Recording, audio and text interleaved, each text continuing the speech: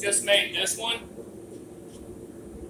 This is the first egg bar that I've made in probably 15 years. I'm going to make the other side for a pair, and then I'm going to make another pair because I've got a new client, and the horse has egg bars on it, which I haven't, like I said, made egg bars in years. Really haven't had a request for them, but they've demanded it. They don't know what size she wears. It's a quarter horse, so this is 13 and a half. I'll probably make another pair out of 13. I did bump the toe a little bit on this one, and I think all therapeutic bar shoes should have a roll or a rocker in them.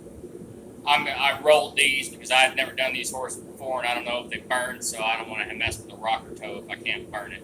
So I've already bumped the toe on this second one, but I'm gonna make the second one here on video.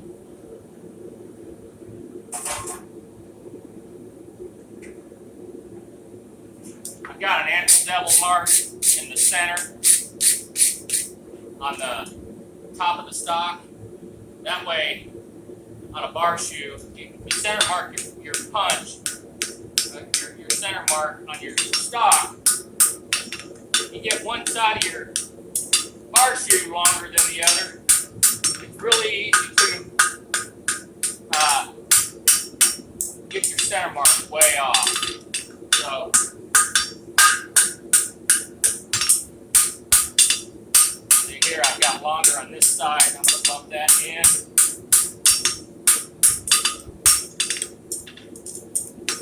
Now you go over here, you want to hit off the anvil so you don't pinch, off the horn so you don't pinch your stock.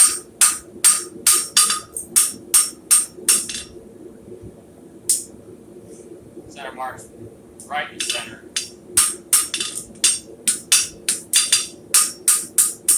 I like to start with a little bit tighter toe bend on the center mark, bar shoe, because for some reason it seems to widen up on me. So now in this heat, I'm gonna turn over my bar for my egg, and then turn the branch and get it all set up. Then we'll do the other side the same way.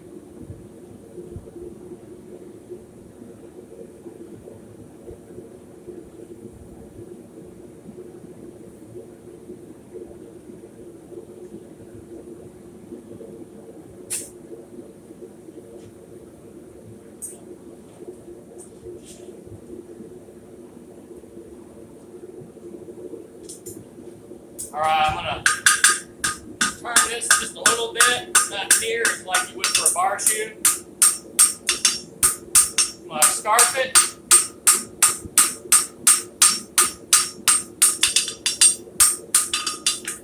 And then turn me, get my half made.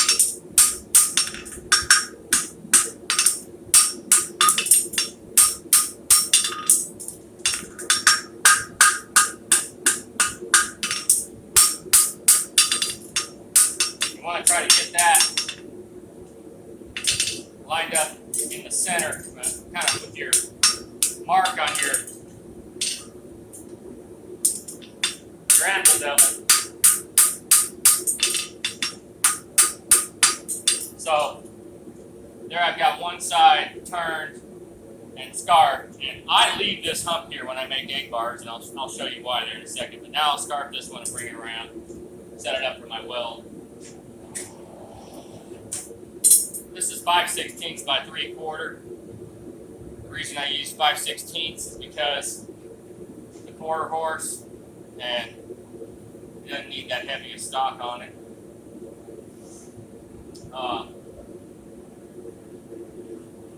I'm using two creasers on here. First of all, this is a Roy Bloom creaser, and it's just awesome. But this really gets a nice start in there on this thinner stock. It's got a narrower blade.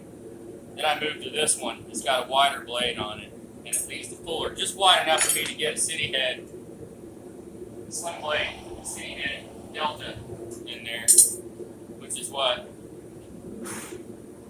hopefully I'll be using for this one. I'll probably punch the other one that's smaller for 4.5 maybe a 5. So I'm going to do the exact same thing. Try to hang the same amount over.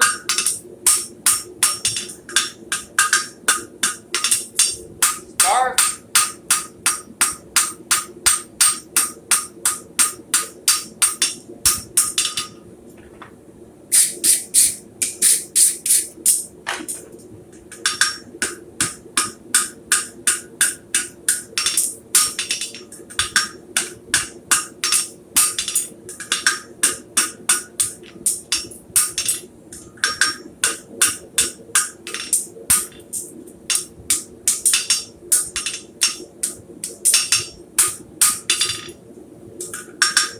Got a little round spot. I'm going to leave a little air under the horn. Try to get these as close as I can before I get it welded. So now I've got these overlapped, and I'm going to take one heat and set my scars up. I'm going to narrow those down. I like to thin the end of my scarf down just right in here and pull that over here so that it gives me more overlap. And then you don't need near as many blows. A lot of times you can get it pretty much welded in one heat, but I usually take 2. And you also don't want a gap in between here, so we'll do all that on this heat.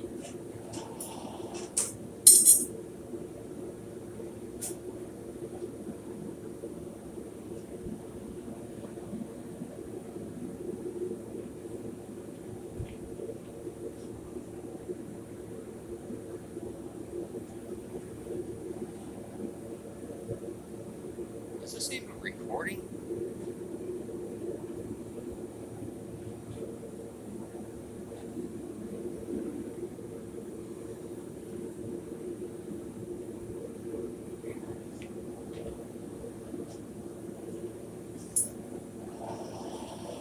Now I got a little bit of heat in there. First thing you want to do is get all these flags off. Now I'm coming in here and I'm going to work this bar down.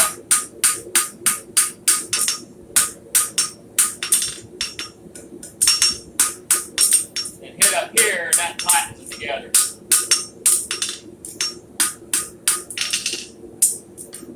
Now I'm set up for my egg bar.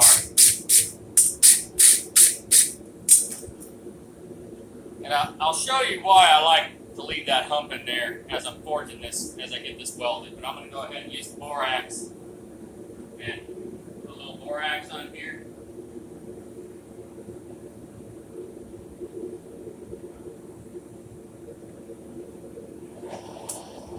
Turn the forge up just a little bit while I'm welding.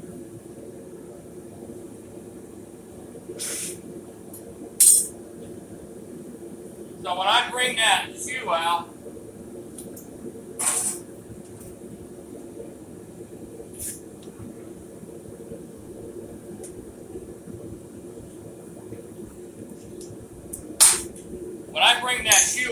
over here on my scarf, I'm going to kind of dig and pull that thinner stuff into the thick side over here. You don't want to hit too hard because then you narrow. You want to keep your stock thickness 5/16 on the back and 3/4 here. So I kind of dig and pull just right on that scarf, get that down in there. Once you get that, then you can hit that, you know, do, I don't know, 6 or 7 blows on this side and flip it over and get this side stuck. Most of you know that while you're welding this side, it's drawing all the heat out of this side. So a few blows there, get it stuck, flip it over, back and forth.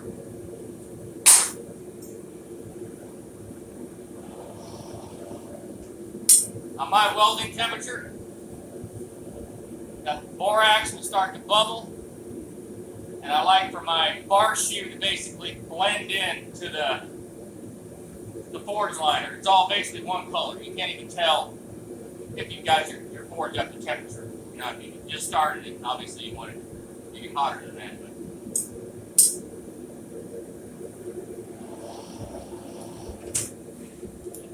dig in, just on the end, flip it over, dig and pull, just light. Doesn't even take that much.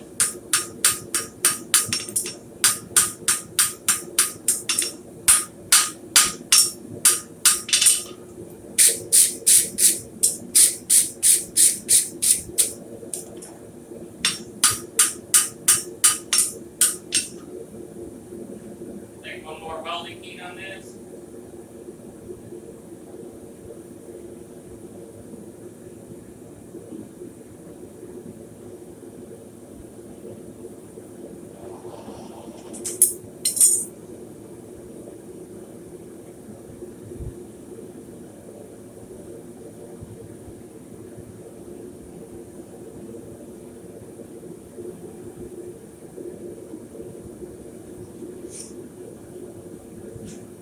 Start getting into 5/16 and 1/4 inch, it gets a lot harder to weld because you got a lot less material there, and it draws the heat out of there and cools it off a lot faster. So you don't have near as much time to work to get that weld.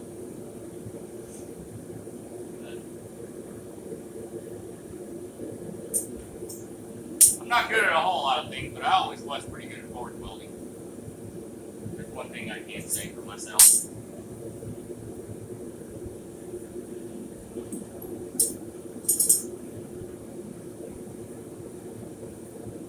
I'm going to check it, and if it looks like about where I want it, I'll leave it for about another 10 seconds. And then give it another go. So, we should be good here.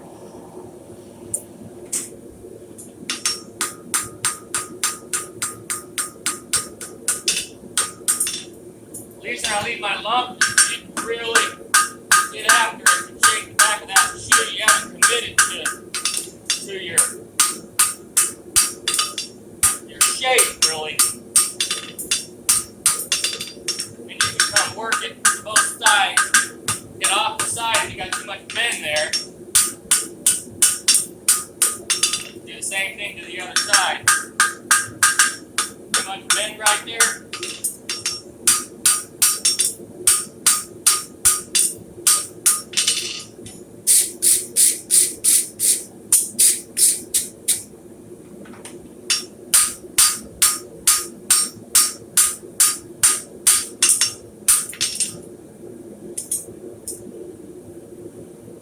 I still got a little bit of a lump there. I've left myself enough room to, when I forge this around, I've got enough stock there where I can bring it down to my 3/4.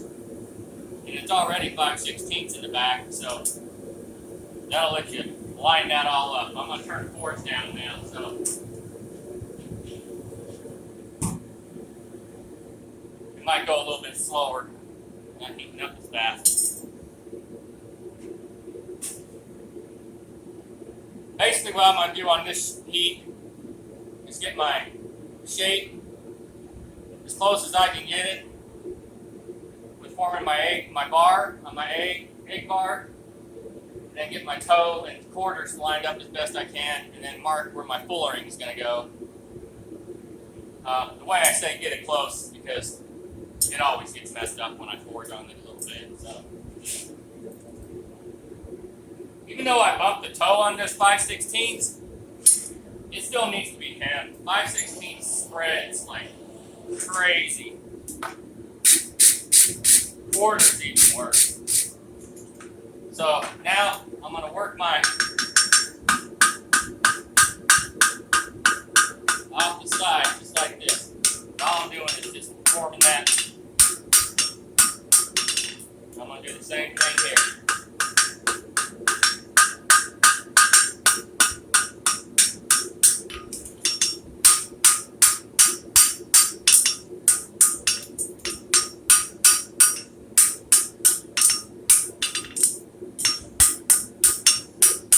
Got a little too much bend here. I'm going to hold it right here. Just whack it right here, just like this.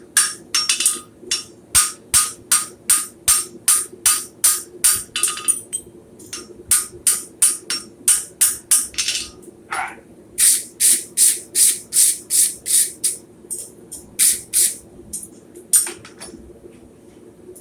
I'm going to take the straight edge, run me a line through the toe.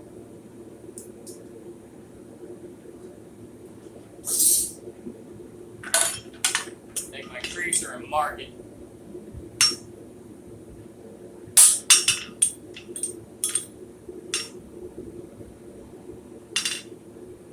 On a 1/4 horse, you can take that punch down the center stuff, and it's like a table shoe, and just punch it for the hoof wall. This woman's already told me this horse has no hoof walls. So I'm going to go just outside the center.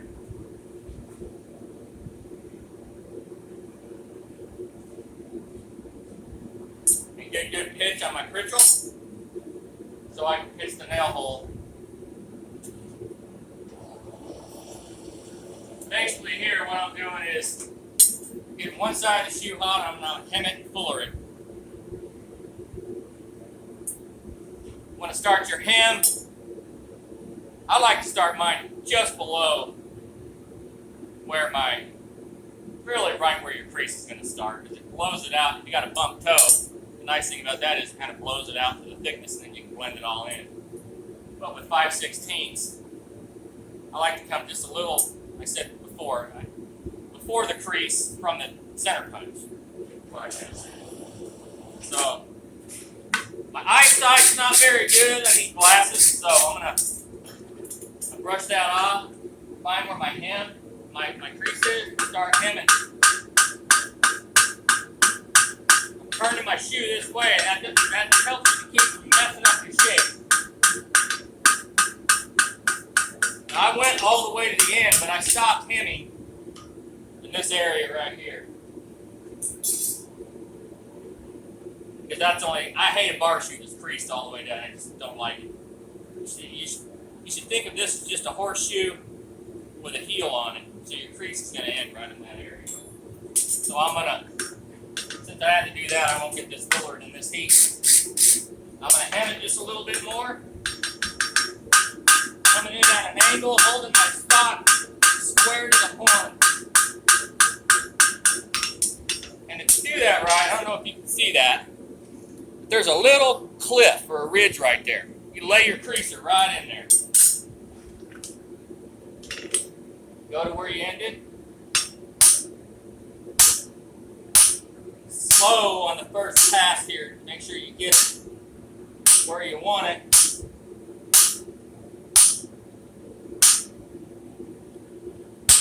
See my eyes. I need glasses, and obviously haven't found and gotten it yet. Now I'm just going to hit it a little bit harder. Just make sure to keep my tool in the crease. It's started. So that's kind of basically what we've got.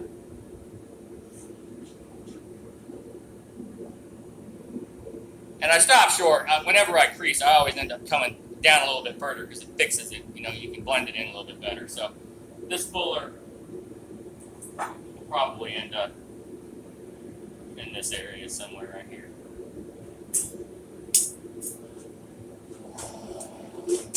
Don't need a whole lot of heat on it to fuller it.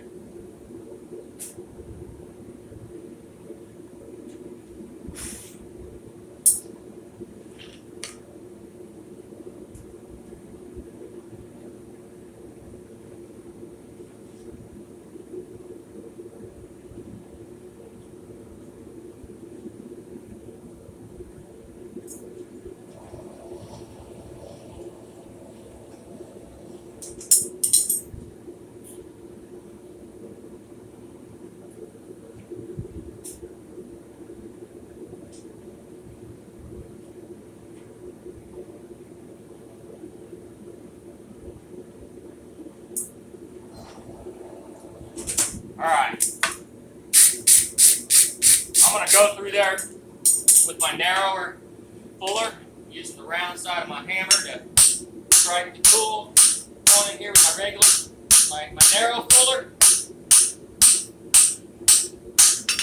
I want to kind of drag towards you, kind of help with your blowout less from there. So now I've got my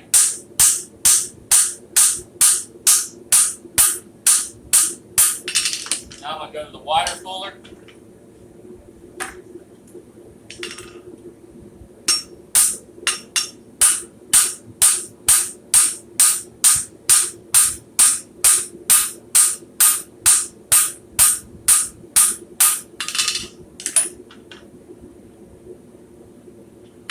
Leave a little distance in front of your nail hole there so you can get a crease nail puller in there. That's the main reason why I like it. That looks better too, I guess.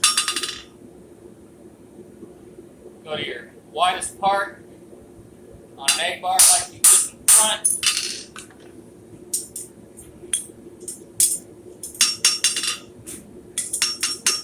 Overlapping blow, flatten it. I don't have much blow out there, but I'm going to go ahead, come back in here.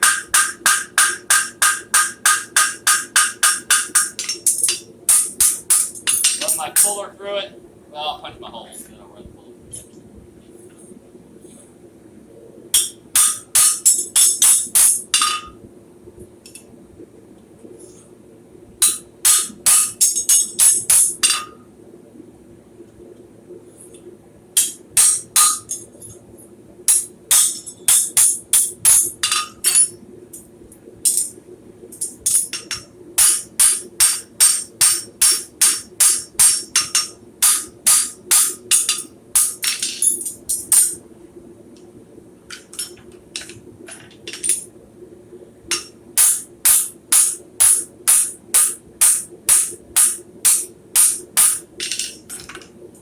I could have taken my narrower blade, and I'll show you here. Put this other side in.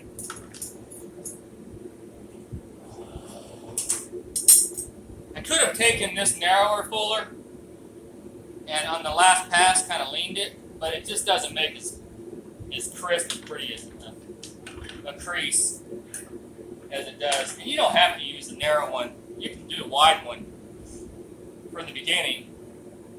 It's just that narrower one and short, a little narrower, is easier for me to control and see around when they're a little bit narrow. So once I've already got my groove in there, I can concentrate more on the top of my tool that I'm striking on the wider creaser. Then when I first start with the narrow one, I'm concentrating on looking at where my line is being started. So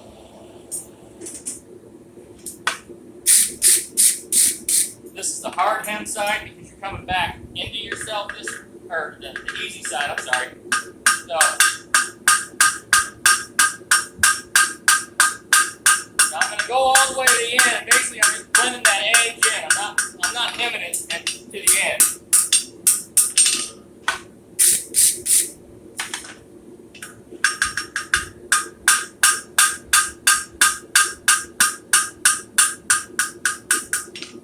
Basically on that hem, I don't know if you can see it, but you want it basically all the way from the back side to be beveled around there.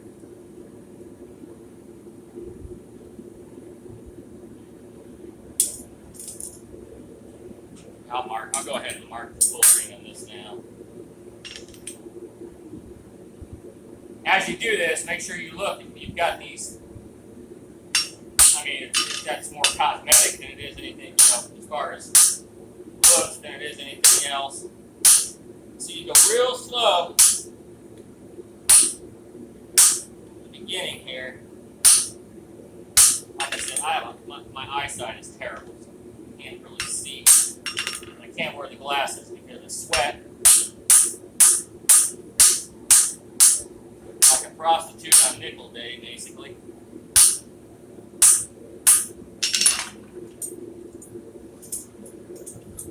So now I'm going to put it back in, fuller it, and punch the holes.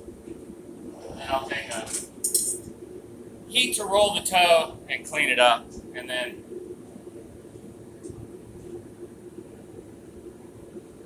when I make shoes like this ahead of time, especially for horses that I haven't seen, I just make a basic shape that I know this is a quarter horse. It's probably got, like most quarter horses are shod these days. I don't know if quarter horse shooters, trainers, read from a different book than everybody else, but the way they trim feet is just every quarter horse I get a call for, I can tell you how that horse is shod before I ever even see it or know who did it.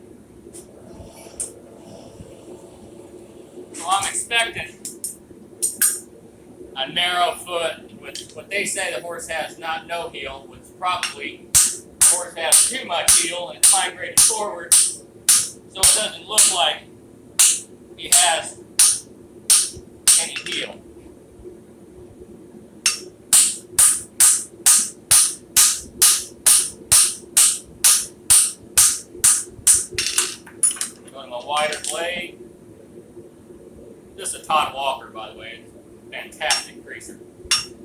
everybody says they run good, but they'll explode at some point.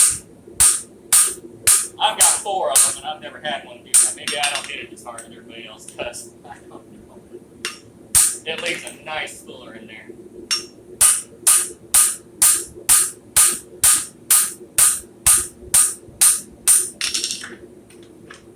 Punch my holes.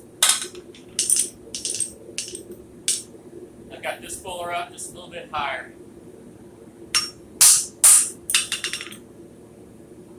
Try to even it out. Split the difference of the two. On an 8-bar, you should know that you got your holes at least halfway closed. If the shoe balances, if you line the edge of your anvil up through the nails of your shoe and it balances, you know you got it. We'll do that afterwards. I got to push it forward. You want them this side of the eggs, basically. So I'm just gonna put that in there, clean the cooler up, and punch it, and then I'll have one more heat for a rolled toe.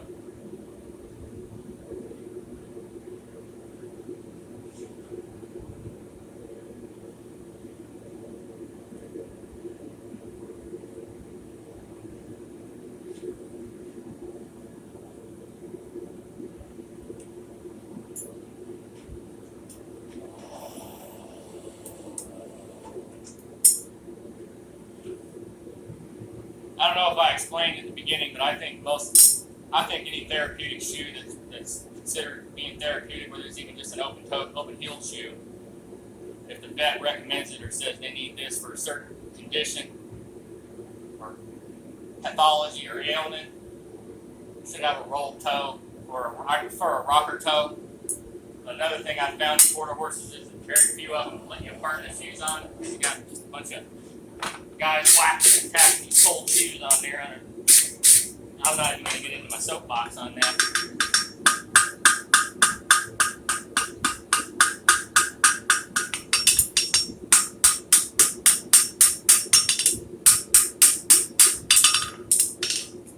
Okay, so now I'm just going to run this wide cooler through there just to clean it up after I brought my edges back down. Close this coolering up, so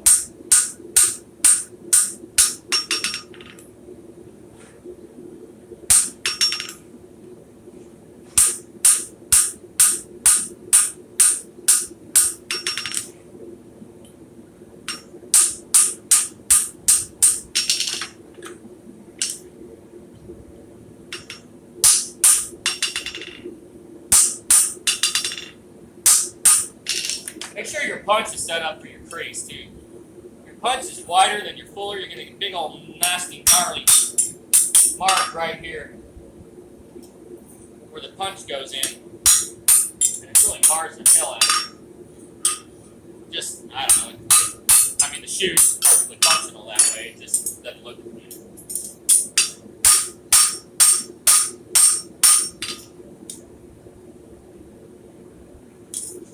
Now I'll roll the toe and blend my toe in, and then work my bar. So I got a couple more heats and it'll be done.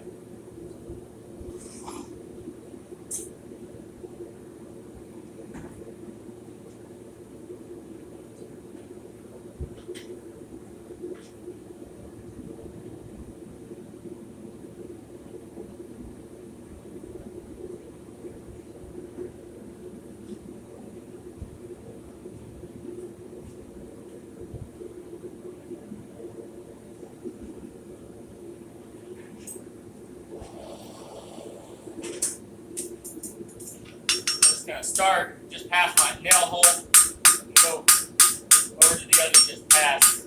Work that back and forth.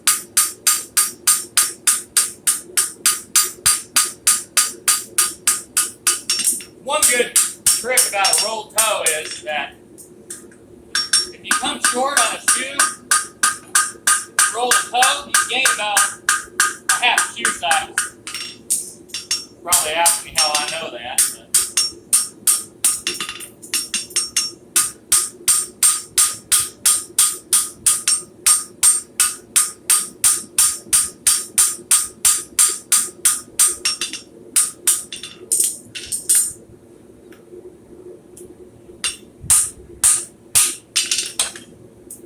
Alright, now I'm just going to clean up my egg, work that just a little bit more, and I'll be done.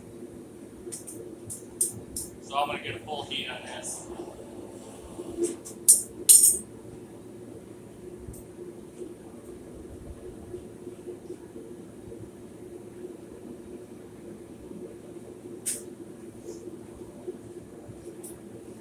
Really moving and trying to get these done. This took me a little bit longer because I was slowing down on video trying to help some of these guys with fullering and stuff.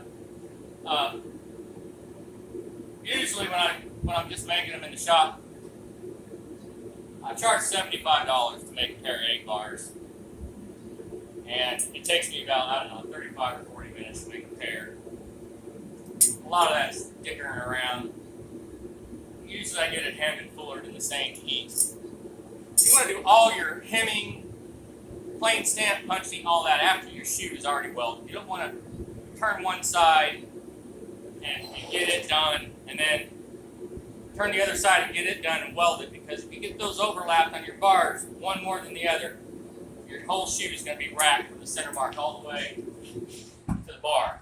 So that's the reason. That's another reason why you don't put the center punch on the shoe. Put an anvil bevel on there so you can keep track of where your center is. Now I'm just going to try to come over here and just work this.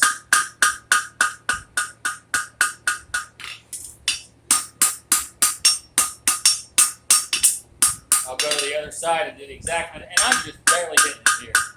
Hit off the, if you hit straight on, you're going to pinch your stock. So you want to hold it. Say I want it straight right here. I hold it there where it's hanging off, and I hit just the other side of it, and then straighten it right out.